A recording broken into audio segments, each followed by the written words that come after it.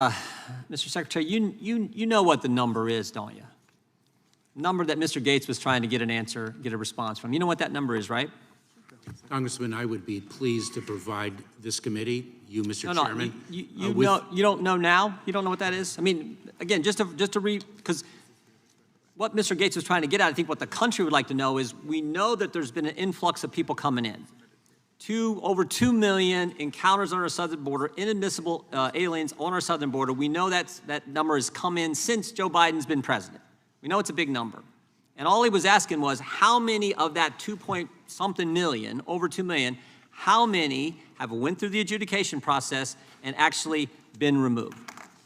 Mr. Chairman. And you're telling the Judiciary Committee today you don't know what that number is? Mr. Chairman, what I am sharing with you is that we will provide you with whatever data you request. No, that's not where I want to go right. It's a simple, we've had kind of two simple questions that you didn't give an answer to, and I just want to know, give you a second chance here if you'll do it.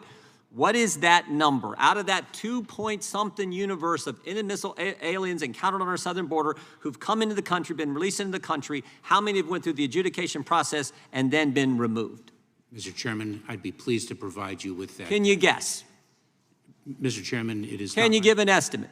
Mr. Chairman, I will not. Why will you not give an estimate to the American people? Because they would like to know, because that sort of frames it. Here's what's come in, here's who you've allowed in since Joe Biden's been president, and here's the ones who've actually been removed.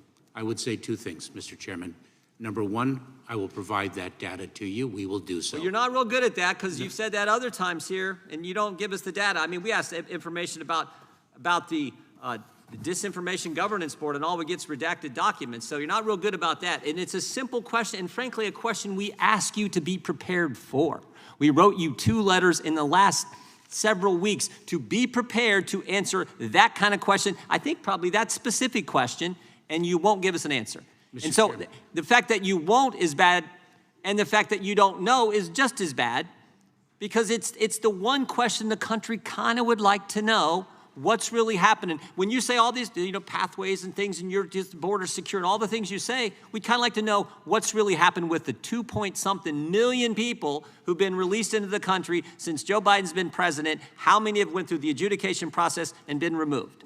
So now simple question. So now I have 3 points. 1, we will provide the data to you. God bless you. We've been waiting, but God bless you. I hope you do it this time. 2, we have been cooperating with this committee. We have made countless documents and people available to you. We have provided briefings.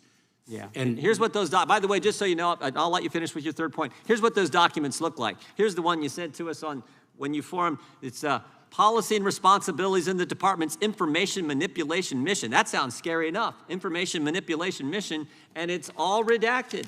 And this is the kind of stuff you gave us when we were trying to figure out who was responsible for putting together the Disinformation Governance Board that I think my colleague, Mr. Johnson, was asking. And now we're asking a simple question about a number. And the fact that you won't give it to us or don't know it is, I think, a concern for all of us. I would say both sides, because the Democrats probably want to know too. They probably, that's something that should be so obvious, and you won't communicate to. Make your third point. Mr. Chairman, we'll provide that information to every member. Will it be like this, or will it be a real number? Will it be like that? Will it be a real number? Mr. Chairman, the third point I would Let me ask you real quick. Can you get that number to us like tomorrow?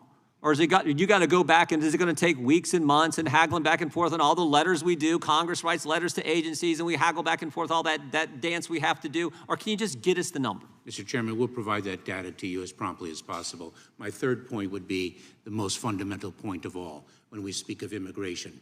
We are dealing with a fundamentally broken system. We have between 11 and 12 million. I got 50 seconds, so I appreciate that. You've said that before, so I got that point. Don't mean to cut you off, but I got to get this. Now, in your testimony, you said you've arrested 14,000 smugglers. Seems like a big number to me. What happened to those guys?